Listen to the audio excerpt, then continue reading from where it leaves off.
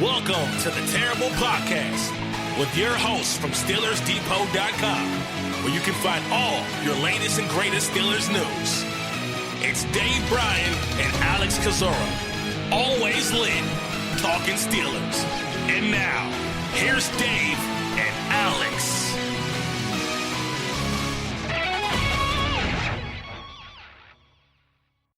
Welcome to the Terrible Podcast, Season 9, Episode 59. That's Dave Bryan at SteelersDepot.com. I am Alex Kozora. Dave, I have no idea where to begin with this whole mess. I'm just going to ask you straight up, and I know it's a little prisoner of the moment, but is this the worst loss of Mike Tomlin's history? Before we start, I want to make sure you have the right cleats on. I slipped on the way to my computer. Yeah, I don't want any any slipping during this show because we have a lot to cover, and I don't want to have to blame conditions of the audio waves for a poor show. Did you see the little GIF that Ben Stonium made of Boswell slipping the Mario Kart? No, I didn't. Oh, you got to check that out. They do great work. It's hilarious. I mean, I laughed to keep from crying, and I also cried. All right, what was the original? I'm already sidetracked.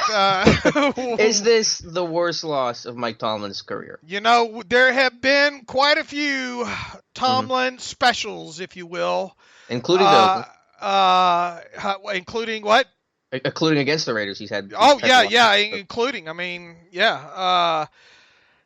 Man, I don't know how you'd go. The problem is there's enough of them that we'd have to try to rank them. Yeah. It's up there for sure, and look, they've done it in various ways, right? They've had multiple turnovers in games, especially against the Raiders. Have lost games where opposing quarterbacks completed just 8 passes or 3 passes or 5 passes against them. Stuff where a lot of the blame, can go on what happened on the field, what players did. Coaches coach, players play, right? Yep. Well, what happened Sunday in the black hole, a lot of it sure can be traced back to what seemingly decisions Tomlin made, and I guess that's about as good a place to start. But I would like to start kind of first on the whole cleat thing and the whole field condition thing. Yes, the field, there were players. I mean, the opening kickoff, Ryan Switzer slips, right? And then all the way through the game, a lot of slipping, and not just Steelers. There were Raiders players slipping as well too. So it's not like both teams weren't going through it. But what is the protocol? I mean, are these guys not getting out there and testing their cleats well enough? I mean, the fact that there was a shot on TV of those guys running on the sidelines with bags full of shoes was just comical, and that's part of preparation for the game. Right. Yeah, I don't know what happened there. I mean, the field conditions were a mess. I know it gets worse over time, but like you said, it was bad from the beginning. So, both teams have to play in it. You can't use that as an excuse. But I think it is fair to at least point out that those field conditions I thought were just unacceptable for either side, and they were not up to the NFL standards. All right, let's jump right into the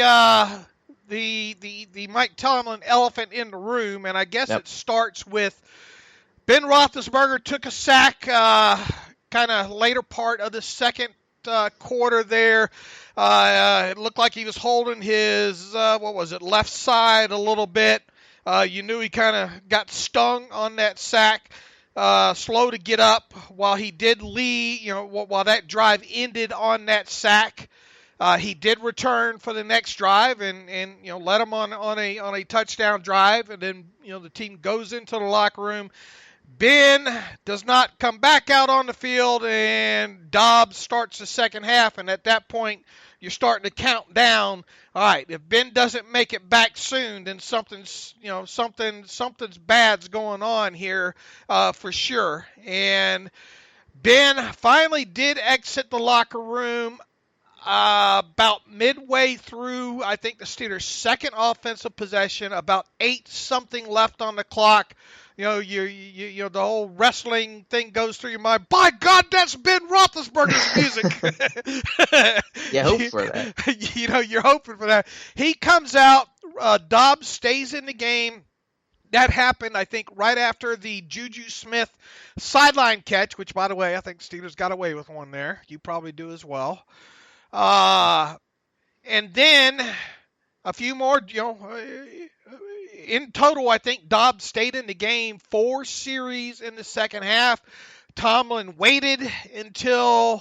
seemingly waited until the Raiders scored that first go-ahead touchdown in the fourth quarter to put Ben back in with 5-something left. Ben, obviously, what rides in on his white horse, drives the team down the field.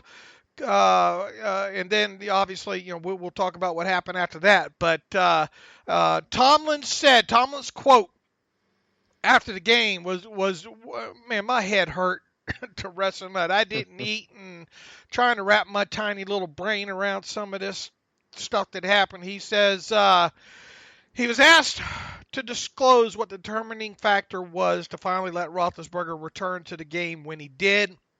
He said he probably could have come in a series or so sooner, and he could have stopped there, and I was already... He should have stopped there. On the ceiling. But we were in the rhythm and flow of the game, whatever the hell that means. He was ready to go when he got back out there. Tomlin was then asked if Roethlisberger had been medically cleared to return to the game at halftime. Tomlin said he was medically cleared when he got back out there. Obviously, he wasn't back out there at the start of the third quarter. Well, yeah, thanks for that. The question becomes, and Ben said after the game he was just waiting for Tomlin to put him back in. It sure smells like Tomlin's like, well, this is just the Raiders. We can let Dobbs and the defense finish this out and give Ben a little bit of a breather here. Hard to disagree with that, and that is as damning of a comment I think as we've ever made about Tomlin before. And I didn't think it could get worse in an answer than what he talked about last week about linebackers on Keenan Allen, but somehow he topped himself. And yeah, to say we're in the rhythm and flow of the game, and the Steelers' drives with Dobbs were punt, downs, pick, punt.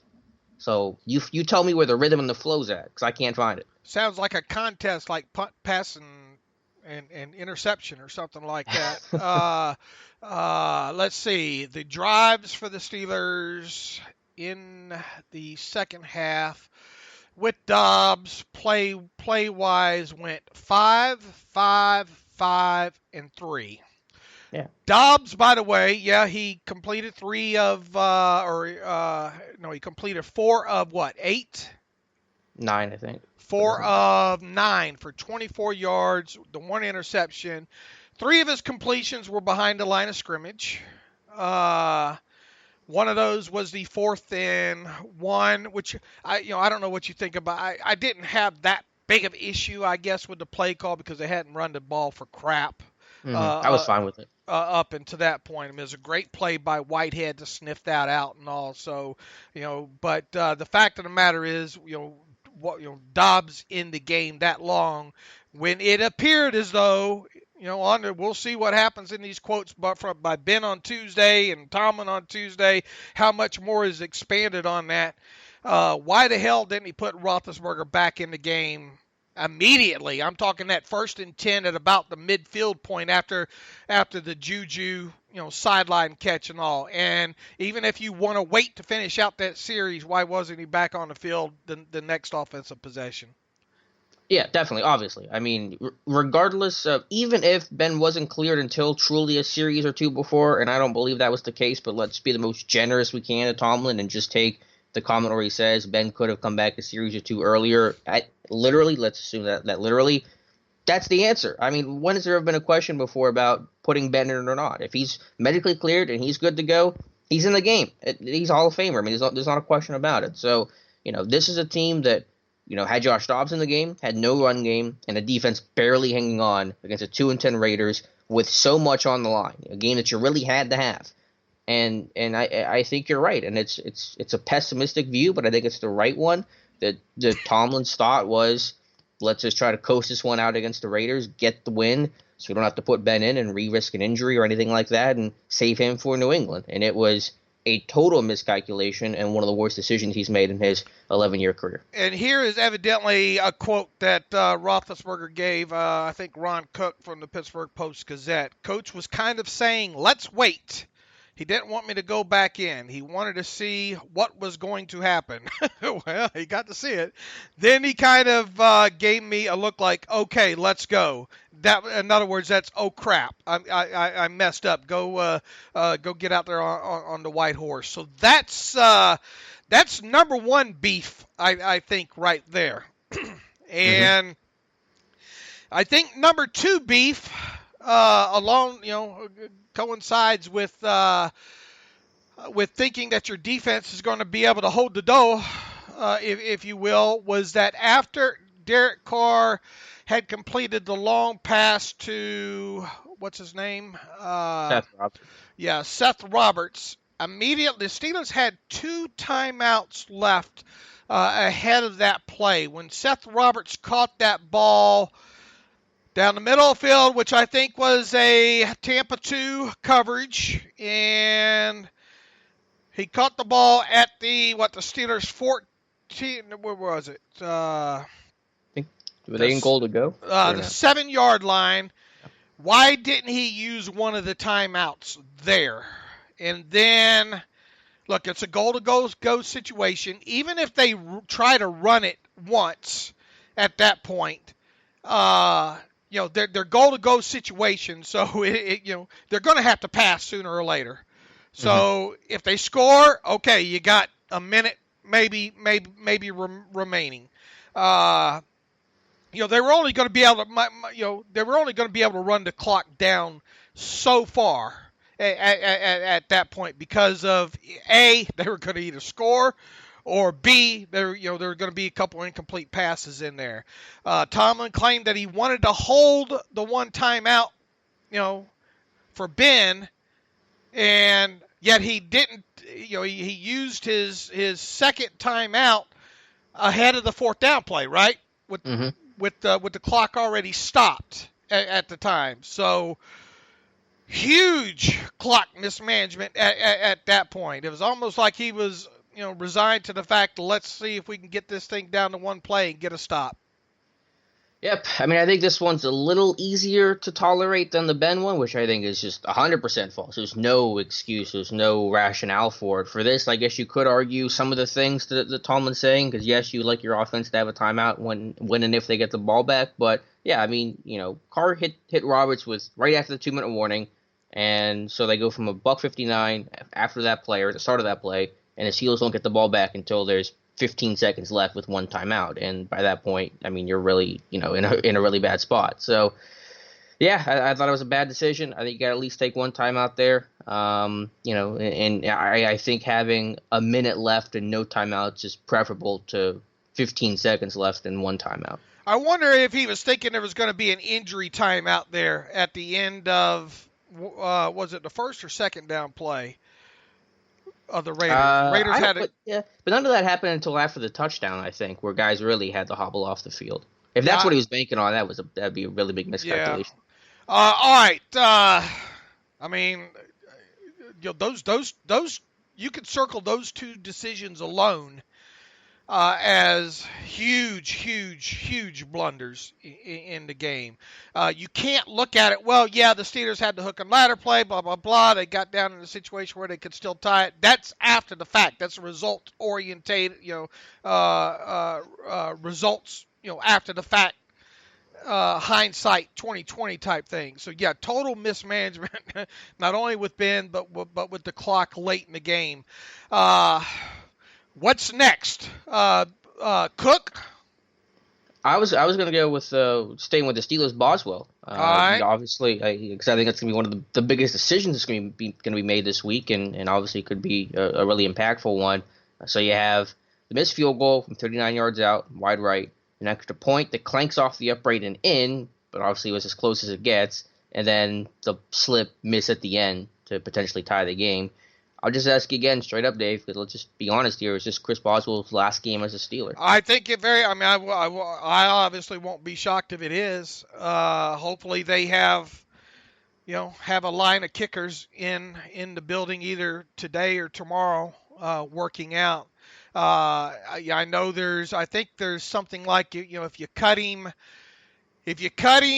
now, I think something to the line of $4.8 million in dead money next year, because of it. But I mean, you got to look at, is this guy going to cost you another game? And you can't really put a price on that.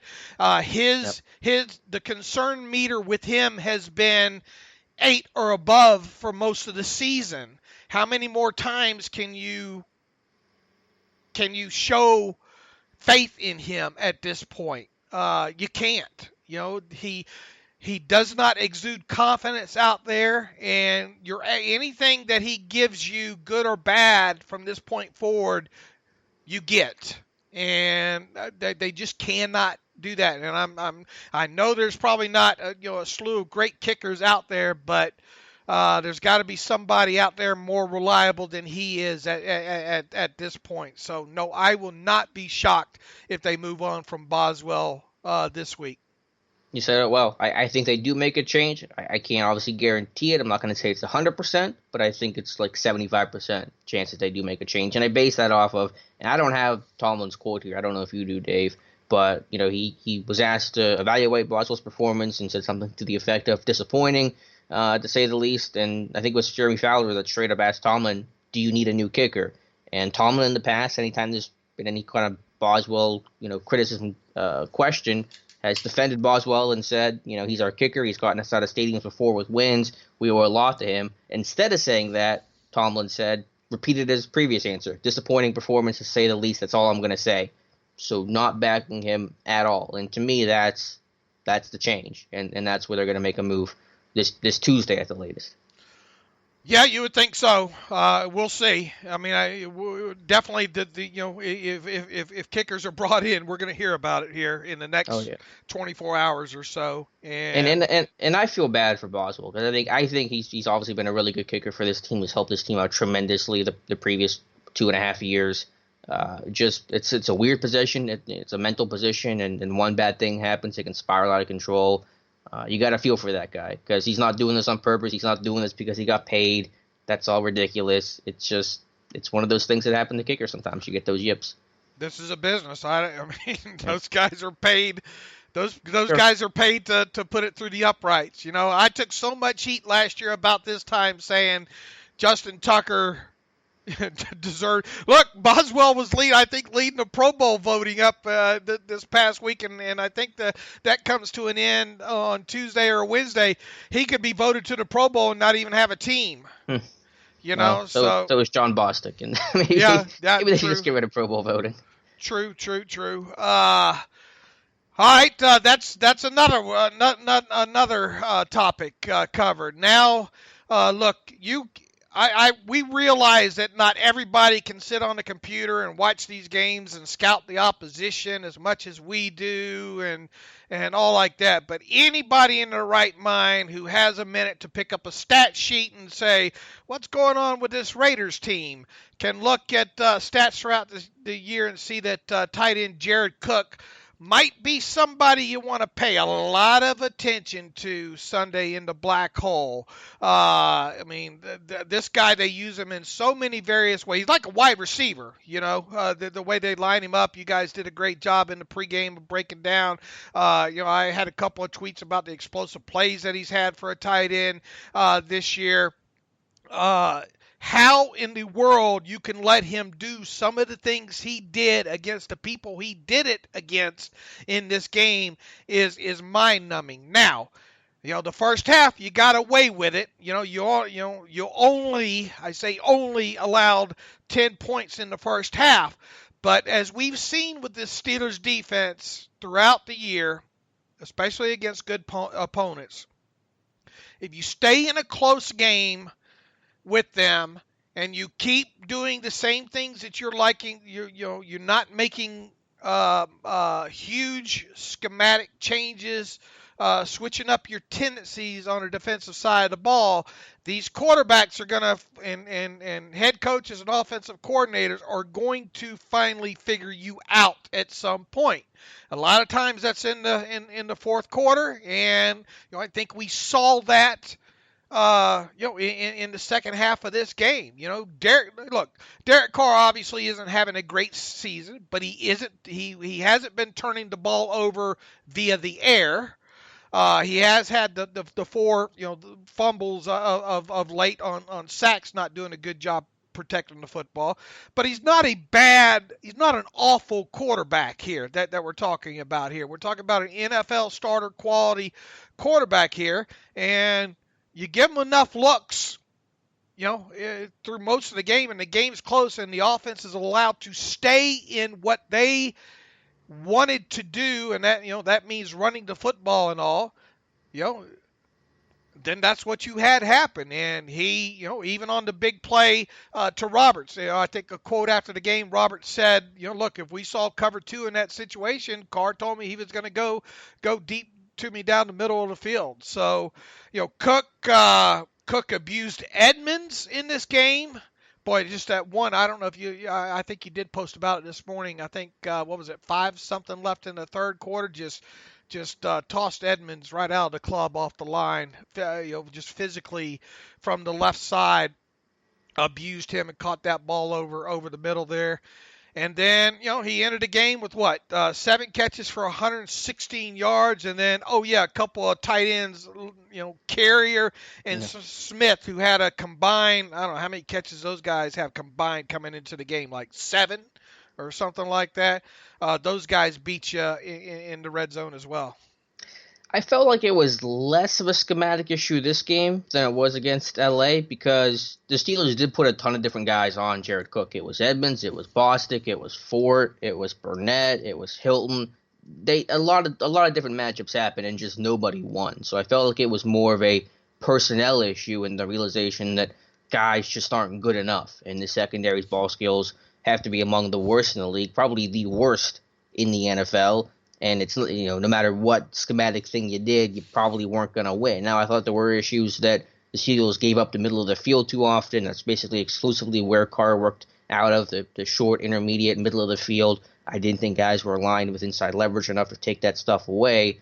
But I'll be a little less critical of the schematic game plan this week than last week because, as Tomlin said after the game, guys were in positions to win. This secondary just can't make a play in the football to save their lives.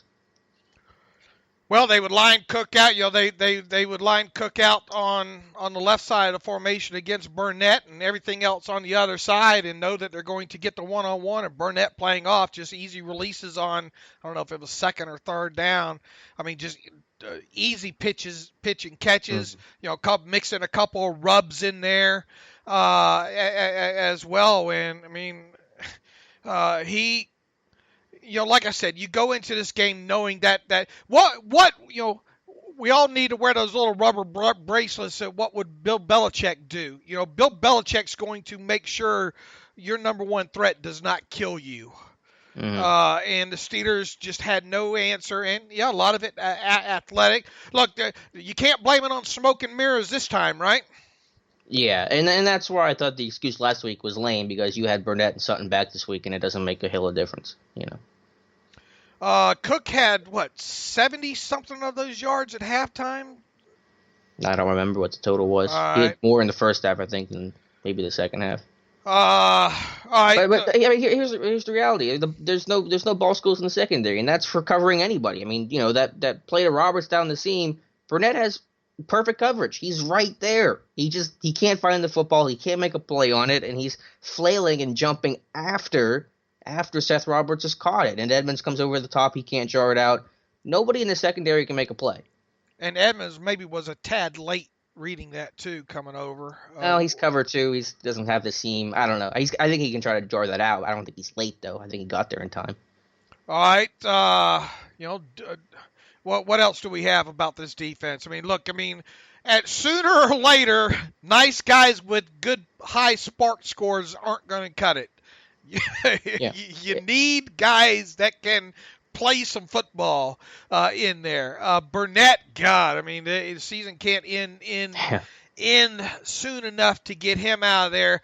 I mean, look at the interior. I mean, Vince Williams, John Bostic, L.J. Fort. Go ahead and throw Morgan Burnett in there as a nickel backer as well too. None of those guys are Ryan Shazier for sure. I mean, what else do you have? I mean, Matakevich isn't. You thought maybe there was a little something with Matthew Thomas, and we saw how that worked out. He's on the practice squad right now. So the inside of this defense, when it gets into scheme matchups about who has to cover, a non-receiver and sometimes even a receiver, because look, I mean, even Fort got matched up on Aitman in this game. That's a mismatch. Yep. That's not going to get it done. Yeah, I mean, you have a whole host of areas that need to be addressed quickly. Inside linebacker, you want to find a top guy there. Right corner, you want to find a top guy there. A dime backer, you need to find an answer there because Burnett's done. Let's just stick a fork in him. Outside linebacker, I'd still like to find somebody. I don't want to necessarily go into next year with Watt and Dupree as the only two candidates. So you got a lot of holes to plug and an off season to do it. So it's going to be a challenge. But again, for me, I mean, it's problems in a lot of places, but I look at the secondary and just say it's not good enough, and you just nothing that you can do at this point. Guys aren't making plays; they're in position to make plays. You need someone that can make an impact in the back end because they just don't create turnovers. They drop, Hilton dropped a pick, John Davis dropped a pick. Those are huge plays, and you just don't trust anyone to make them at all, let alone consistently. And the one turnover they got was a fluke, Yeah. And I mean, there wasn't the amount of pressure that we saw, consistent like maybe we saw against Rivers in the Chargers the week before, right? Yeah, I thought pressure could have been a little bit better, but it had its moments. And, look, however this season ends, Edmonds is going to get a tiny pass for the sheer fact that, he's a rookie and thrown right into this mess. But it's not a great sign what we've seen so far with him, especially this late in the season. Joe Hayden is a number 2. Artie Burns, you got Cody Sensabaugh playing on the other side right now. I mean, he would be a backup on most other teams around the league at this point. Mike Hilton hasn't played his best ball the last couple of weeks. Mm-hmm. Yeah. Sean Davis is not not a guy that you have a lot of confidence in back there. Not to make big plays. And his tackling's been, below average, and I'm being generous as of the last month. So basically you can look, Watt. I thought Watt played a decent game.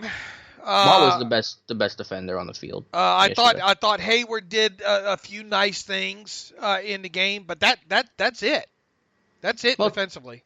Tua had a nice sack and a pass. The front I thought was fine. There's of all the issues we can talk about, I thought the front was the least of the problems. I thought everything from the off-ball linebackers backwards behind them were all the big issues. And look, Keith Butler, he better hope this team makes a deep playoff run at this point. I mean, you have to think of all of them right now.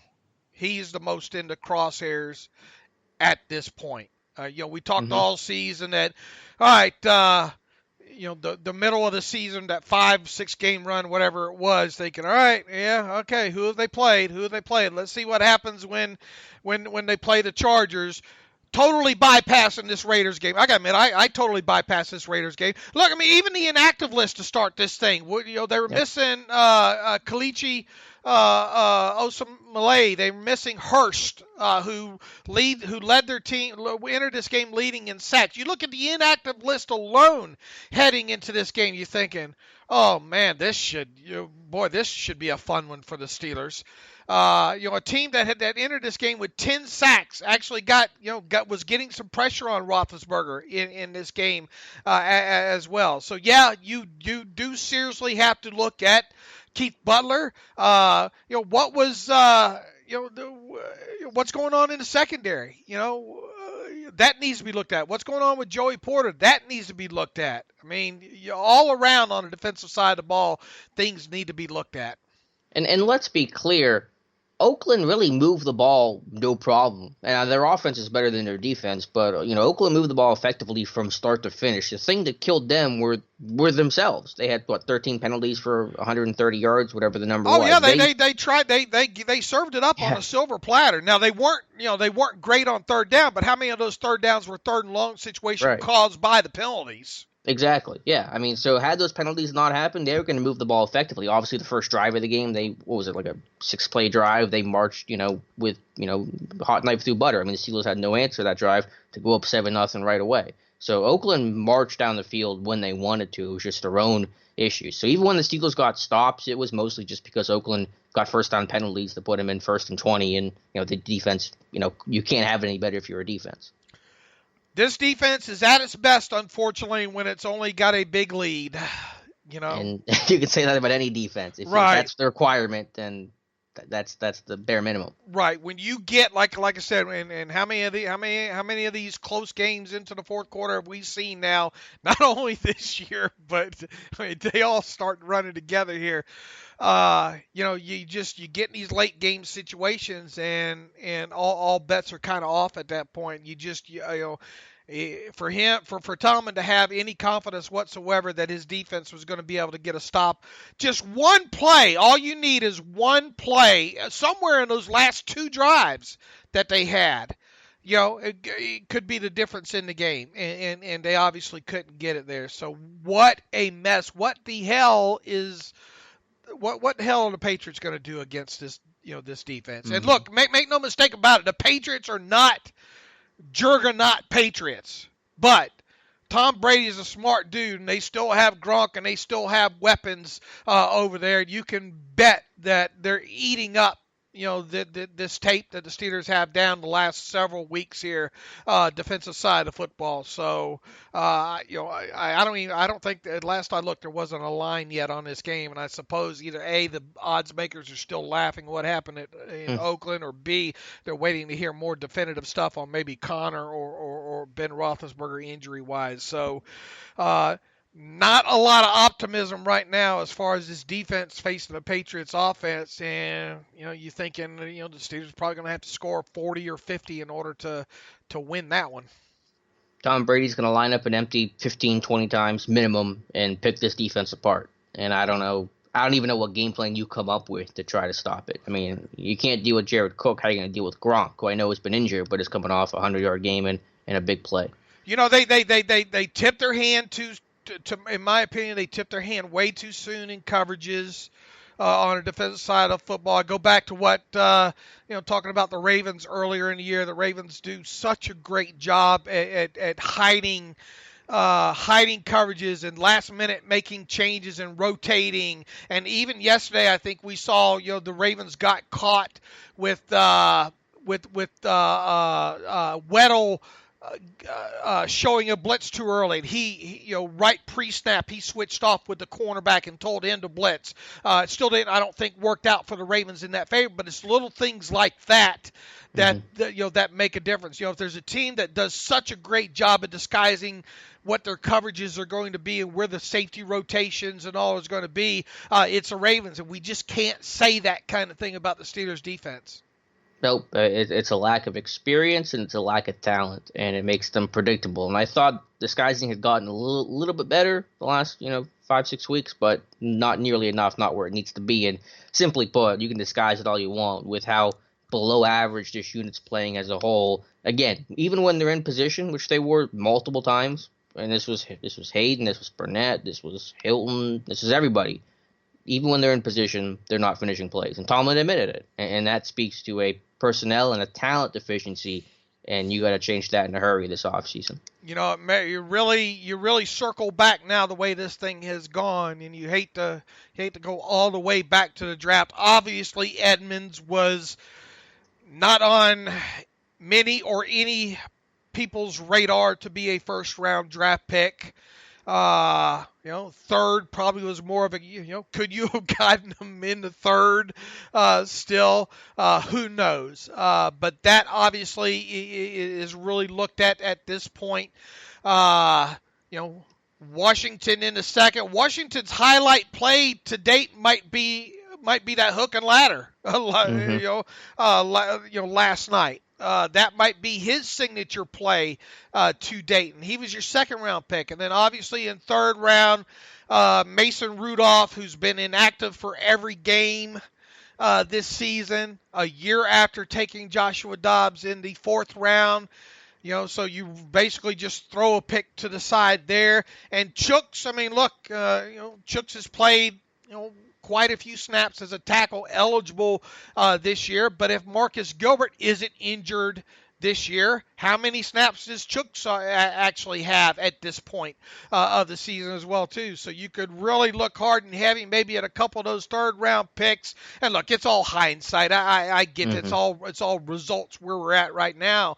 But, you hit on it a little while ago of how deficient and where the needs are in this defense, and you're not going to be able to fill all those in the draft. And you're talking about a Steelers team that during free agency goes out and drops Kevin Colbert off in the dumpster bin, and they're not, if they keep that process up this next offseason, it's hard to see things changing immediately on a defensive side of football. Agreed, wholeheartedly. They got to make some move in free agency, and it's got to be a step above the $5 million a year that they've given guys like Mike Mitchell and a Morgan Burnett type of contract. They don't have to make the biggest splash. They don't have to get the number one free agent. I understand that they don't have to pay a guy $100 million, but they got some cap space. They got to make a move because, like you said, they're just not going to find it all in the draft. And if you don't make those big changes, you're going to get the same results. Bostic. Bostic's deal isn't backbreaking, but there's a little bit. He can't play next year. Bostic cannot be in this lineup next year. No, and if he's going to be a backup, do you really want him running down special teams all that much at his age now? Burnett, he's got to be gone. There's no way Burnett's back. Sensabaugh, no. Artie, you keep Artie around just because he's going to be a cheap special teams player. Mm-hmm. You damn sure don't pick up that fifth-year option on him. Yep. Dupree, with Dupree, you've already picked up his fifth-year option. In order to not to have that, you have to cut him prior to the new league year. I'm fine with that at this point. I'm doing it. If they keep him for $9 million, that's a big problem. They should not do that. They can bring him back for a cheaper deal, fine, but not for $9 million, not for 1 year. What else do you got back there? Hey, is Hayden worth his money? Let's be honest. They're probably going to keep him, but yeah, I'd keep him. I think you can't make every single change in the secondary, and I think he's your best guy. He's been your best corner. We're right up there with Hilton.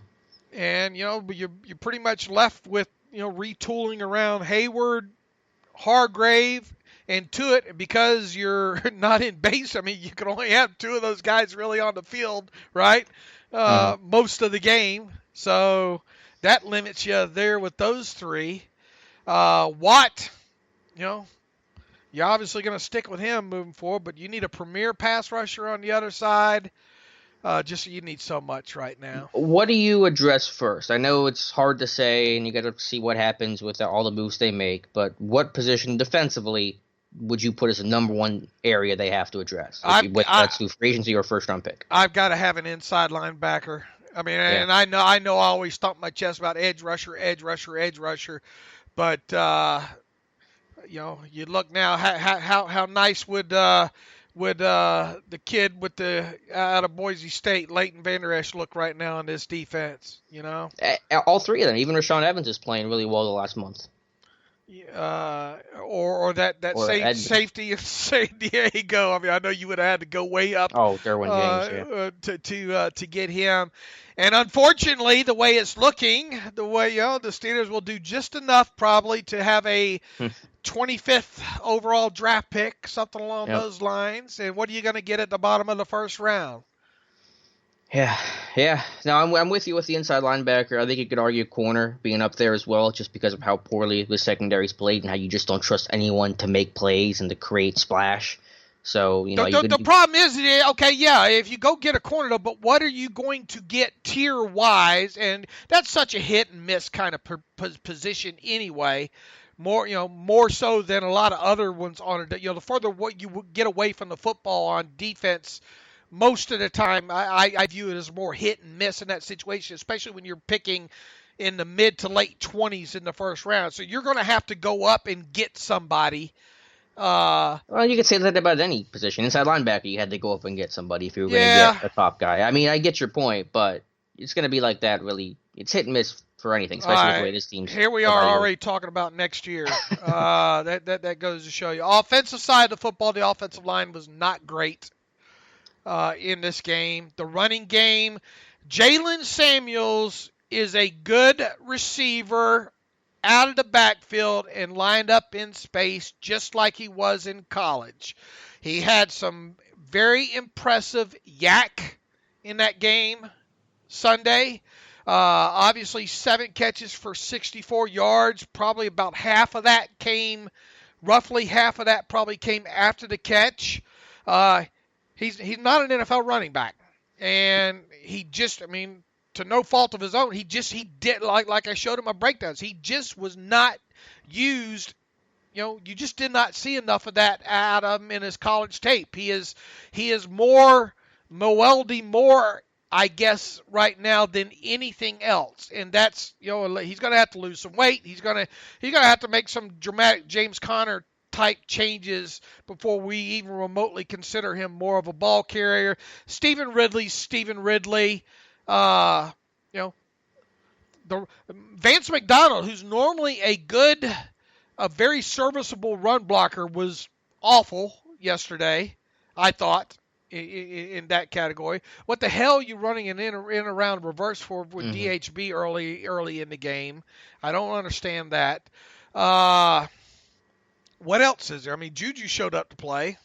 Yeah, I didn't expect this team to run particularly well or often against Oakland, even knowing their run defense was really, among the worst in football. But I didn't expect it to be that bad. And comfort is the key with Samuels. You see him out of the backfield. He looks like a comfortable, confident guy who gets downhill, shows some explosion. As a runner, it's just not there.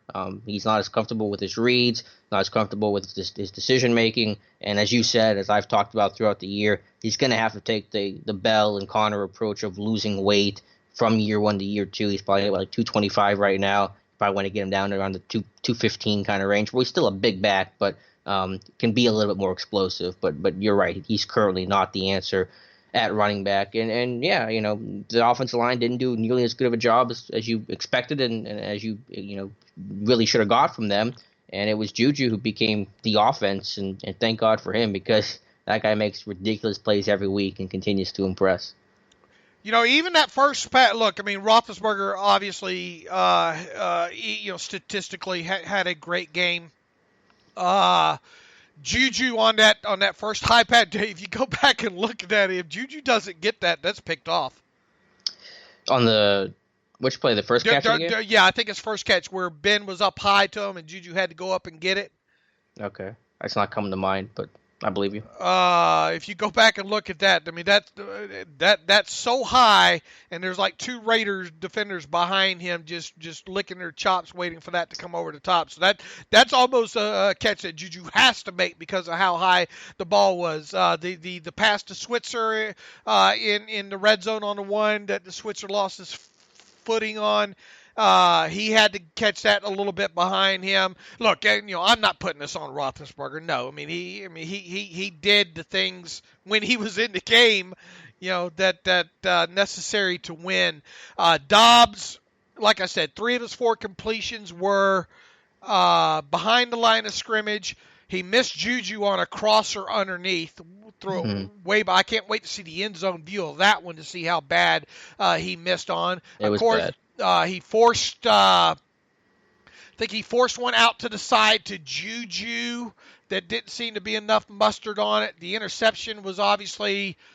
I think that one was that the one that was kind of fluttering? And AB's chest. I know it hit off AB's chest, but I think because of the way it fluttered so much, it made it a difficult ball to catch. And then, of course, Ben did, and it probably worked out in the Steelers' favor, if you will.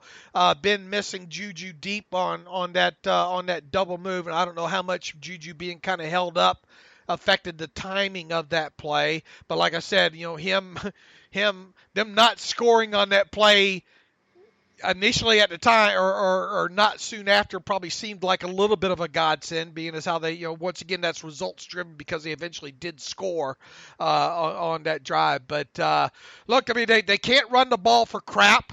We don't know if James Conner is going to be back for this game against New England. If I had to bet, I bet that he wouldn't be. Ben's banged up with ribs, right? With the ribs. Vance McDonald, I mean, look, Vance made some great yardage after the catch, especially in the second half during that game. But Vance McDonald's no George Kittle. Yeah. Yep. Where else on this team? I mean, you don't have a third receiver that can stretch the field still for all of the warts that Martavis Bryant did have. He at least could get. He at least demanded a little bit of respect there. You don't have any of that right now deep down the field. So, offensively, even though they're able to move the football at times, most of the time, the points aren't matching sometimes what the yardage is in these games. It could have been a worse day for Ben. You had, the miss on the Juju, which was just a complete miss. I know there was a holding, he got called for it, but I don't put that as the excuse. Carl Joseph nearly picked Ben off another red zone interception. Ben trying to stick that skinny post. Well, two of them down there. That one, and the Moore. And the one who on the touchdown, was that Moore on the touchdown? Yeah. Moore should have picked it. He looked back at Juju. If he keeps his eyes on Ben, that's a pick easily. Right. So I mean, for as good a game, 25 of 29 looks great on the stat sheet. But as I said, there were probably 3 balls in there that he got away with. Yeah. So, again, you put obviously a little more in the defense than the offense in this one, but there's still problems on both sides of the football, and everything has, there are not equal, but there are definitely parts to blame for offense, defense, and special teams for this loss. When you lose to a 2-10 team, that's what happens. It's never just one guy. It's not just one phase. It's everything. All right. What else about this game? I mean, Dobbs looked like he'd only thrown 3 passes all season or whatever it was, 3 or 4 passes. I mean, just no faith in him. Really to go down the field, should have done more RPO stuff in there. I mean, why did they have him work under center so much? And I'm asking that more honestly than rhetorically because I don't know if that's what he's done in practice or not. But this offense functions 75% of the time out of shotgun, and that's what Dobbs did in college. That's what he did in the preseason. Why did everything go so much under center until that last drive when they finally put him in gun and they got a little bit of positive plays in the offense? Just wanted them to hold the door. But, I mean, you do out a shotgun and hold the door, put him under center because he doesn't look comfortable there because he hasn't probably done it as much as he does shotgun. Unless he has. I mean, maybe he has, but I don't think so. And here's the thing. We probably can't say that Joshua Dobbs hasn't got, some sort of amount of reps during practice because Lord knows Ben doesn't work on Wednesday. Right. Yikes. All right, what else do we have? I mean, you have your defense, your leading tacklers, your top 3 tacklers in this game for the Steelers were Mike Hilton, Edmonds, and Joe Hayden. That's never a great sign.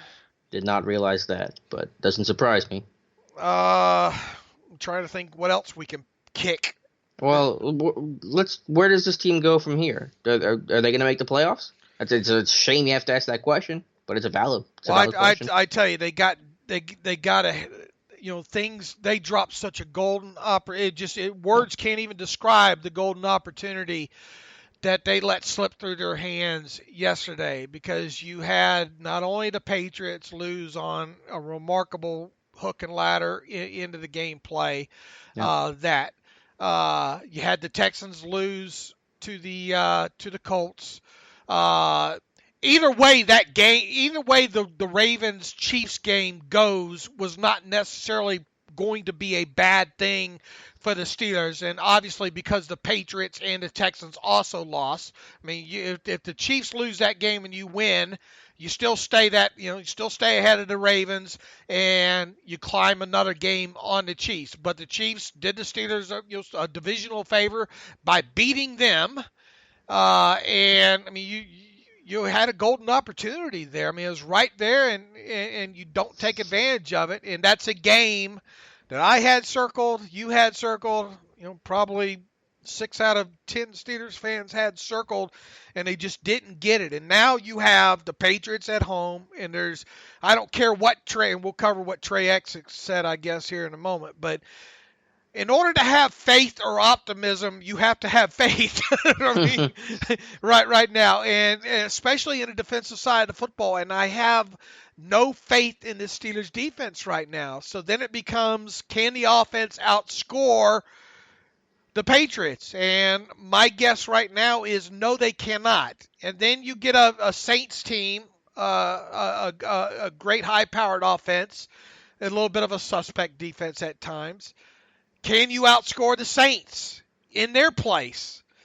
And then, of course, you close out against a Bengals team that would love nothing more to give you an L to close out the season with them. So unless the Ravens mess up, it's hard to predict this team making the playoffs right now. It really is.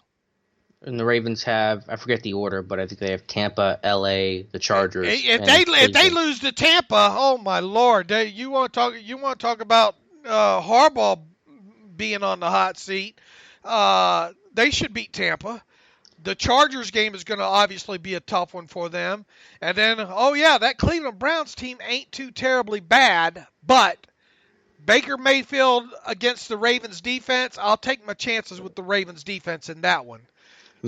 So you would think, and that's dangerous for me and my tiny brain to do right now, you would think the Ravens at worst go 2-1. So what you're basically saying is, and I believe it to be true as well, let's assume that you beat Cincinnati, which is not a guarantee at all, obviously, right now. No, it's not. Let's just assume that. They have to beat one of New England and New Orleans to make the playoffs. Is that a true statement? You would think. I mean, you're gonna there's gonna be a lot of scoreboard watching. I think in these next several weeks, because let's look here at what we got in the AFC. Indianapolis at 7-6, Miami at 7-6, Tennessee at 7-6.